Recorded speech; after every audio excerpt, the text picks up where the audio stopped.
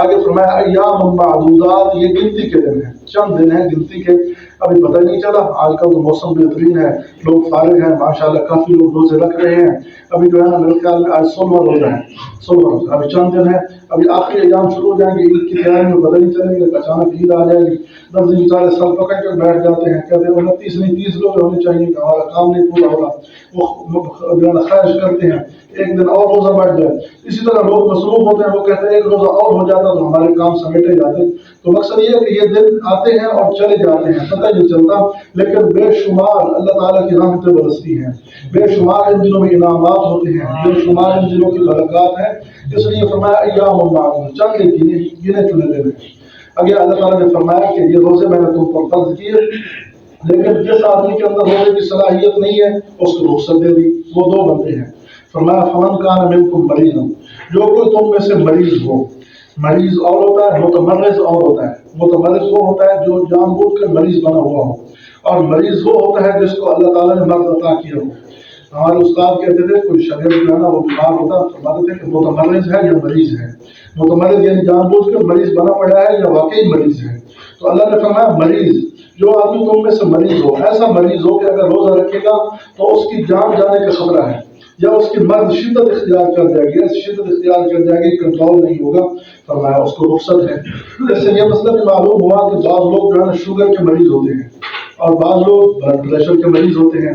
اب شوگر جو ہے نا بعض لوگوں کی بہت کم ہو جاتی ہے کہ وہ انا اللہ کے قریب پہنچ جاتے ہیں، اتنی شوگر اچانک کم ہو جاتی ہے، تو اللہ تعالیٰ نے اس کے لیے رعایت کی ہے کہ روزہ رکھ لے۔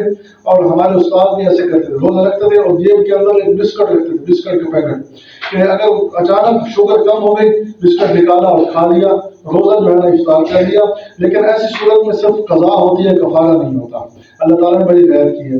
اسی طرح بعض لوگ جو ہے نا وہ یعنی بلڈ پریشر بلڈ اتنا ہائی ہو گیا کہ اس کی جان کو خطرہ ہے، فرمایا کہ پھر وہ روزہ افطار کر لے، ایسی کوئی چیز استعمال کر لے، دوائی کھا لے۔ اسی طرح اچانک کوئی مرض لاحق ہو گیا، اچانک اتنا سخت مریض ہو گیا کہ ڈاکٹر کہتے ہیں ایسے کوئی چیز نہ کھلائی جائے تو جان جائے گی، تو اللہ تعالیٰ نے پھر بھی رعایت کر دی، فرمایا کوئی چیز کھا پی لے، لیکن اس کی صرف قضا ہوگی، کفارہ نہیں ہوگا۔ کفارہ اس صورت میں ہوتا ہے کہ جب آدمی خود بخود روزہ توڑ دے، جان بوجھ کر بغیر کسی شرعی عذر کے روزہ توڑ دے۔ اسی طرح فرمایا کہ ایک عورت حاملہ عورت ہے، اگر وہ روزے کے ساتھ ہے تو اس کا جو پیٹ میں بچہ ہے اس کی جان کو خطرہ ہے، وہ بہت کمزور پڑ جائے گا، ضعیف ہو جائے گا، تو اللہ تعالیٰ نے اس کو بھی رعایت دی ہے، تو یہ روزے ان دنوں میں نہ رکھے، بعد میں قضا کر دے۔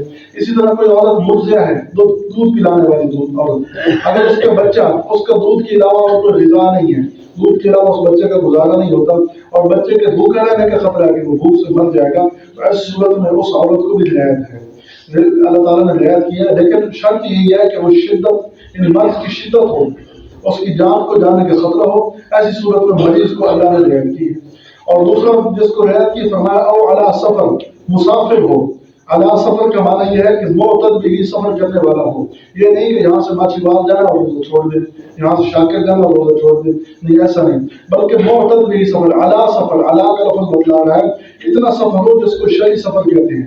وہ شرعی سفر آج کل کے حساب سے 48 میل یا 77.5 کلومیٹر، ایک آدمی نے 77.5 کلومیٹر سفر کرنا ہے، تو اس پر جو ہے نا اللہ تعالیٰ نے رعایت کر دی کہ وہ روزہ نہ رکھے۔ سفر کے اندر مشقت ہوتی ہے، چاہے جتنی آرام دہ گاڑی اس کے پاس ہو، سفر کے اندر مشقت ہوتی ہے، اس لیے فرمایا اس کو بھی رعایت ہے۔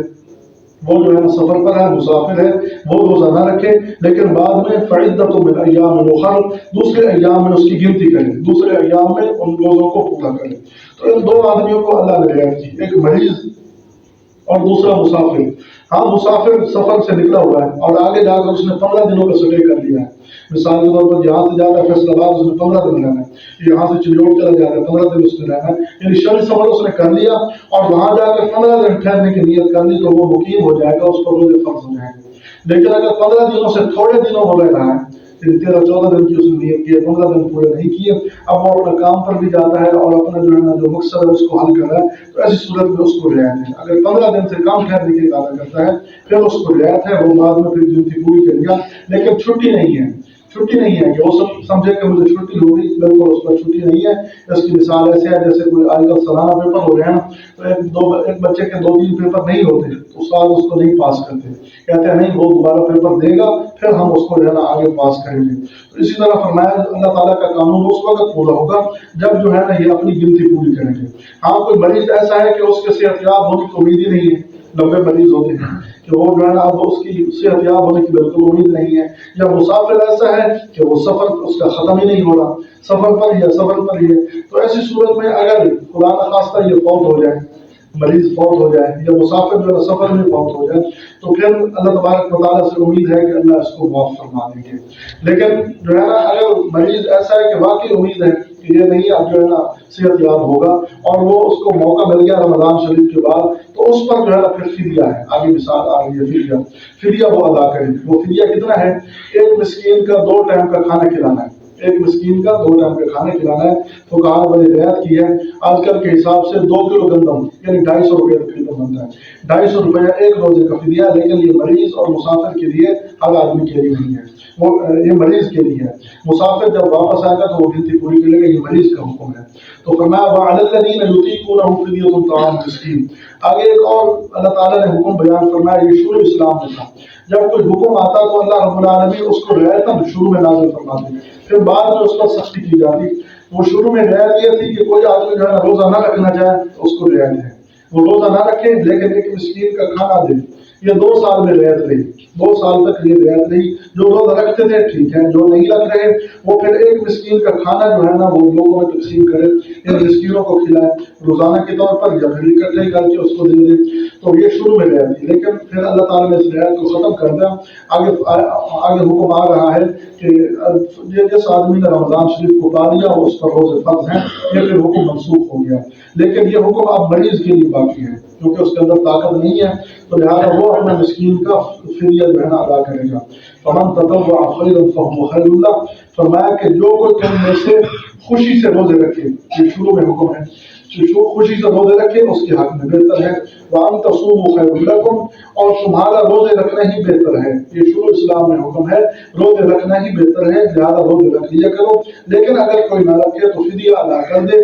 فرمایا ان کنتم تعلمون، اگر تم روزے کی فضیلت جانتے ہو تو یہ تمہارے حق میں بہت بہتر ہے۔ لیکن بعد میں اللہ نے یہ رعایت ختم کر دی اور روزے کے اندر 3 طرح کی تبدیلیاں کی گئی۔ شروع اسلام میں روزہ تھا، یہ رعایت تھی، پھر بعد میں آیت آئی فمن شہد منکم الشہر فلیصم، جس آدمی کے پاس رمضان المبارک آ جائے تو وہ روزے رکھے، یہ رعایت ختم ہو گئی۔ اور دوسرا شروع میں یہ تھا کہ جب اسلام آیا مدینہ طیبہ میں آپ صلی اللہ علیہ وسلم تشریف لائے تو فرمایا ہر مہینے 3 روزے رکھو، ایک یوم عاشورہ کا روزہ رکھو، پھر اس کو منسوخ کر کے پورا رمضان دیا گیا، یہ دوسری تبدیلی کی گئی۔ یعنی شروع میں رعایت تھی کہ روزہ کوئی رکھے نہ رکھے، دوسرا یہ کہ 3 روزے منسوخ کر کے رمضان المبارک عطا کیا گیا، اور تیسرا یہ تبدیلی کی گئی کہ شروع میں جو آدمی جو ہے نا شام کا کھانا کھاتا اور کھانا کھانے کے بعد جتنی دیر تک وہ جاگا رہتا اس وقت تک مجھے کھانے پینے خواہش کی اجازت تھی، اگر اسے نیند آ جاتی تو نیند آنے کی صورت میں اس کا روزہ شروع ہو جاتا، یہ شروع میں جو ہے تھا۔ لیکن بعد میں ایسا ہوا کہ صحابہ اکرام کے ساتھ ایسے واقعات پیش آئے، یہ اگلی آیات کے اندر تفصیل آ رہی ہے، جس کے اندر جو ہے نا اللہ تعالیٰ نے جو ہے نا کچھ ایسے کام کرا جس کی وجہ سے امت کو رعایت مل گئی، صحابہ اکرام سے ایسے کام ہوئے کہ امت کو ہمیشہ کے لیے رعایت مل گئی۔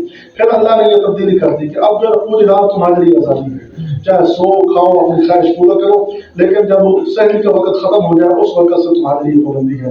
تو شروع میں جیسے ہی بندہ سو جاتا، چاہے جو ہے نا وہ اس نے کھایا پیا یا نہیں کھایا پیا، سو جاتا بس اس کا روزہ شروع ہو جاتا، پھر اس کو رعایت نہیں تھی۔ تو اللہ تعالیٰ نے یہ تیسری تبدیلی کر دی، تو یہ آگے تبدیلی کے احکام آگے آ رہے ہیں۔ تو فرمایا فمن شہد منکم الشہر، جس آدمی کے پاس رمضان المبارک آ جائے وہ روزے رکھ لے۔ یہ تبدیلی ختم کر دی گئی کہ اب طاقت والے روزہ نہ رکھیں، یہ پہلے اجازت تھی لیکن اب حکم ہے کہ روزہ رکھو، اب یہ رعایت نہیں ہے۔ تو فرمایا وَأَن تَصُومُوا خَيْرٌ لَكُمْ، روزے رکھنا تمہارے حق میں بہتر ہے، ان کنتم تعلمون، اگر تم جانتے ہو۔ اللہ تعالیٰ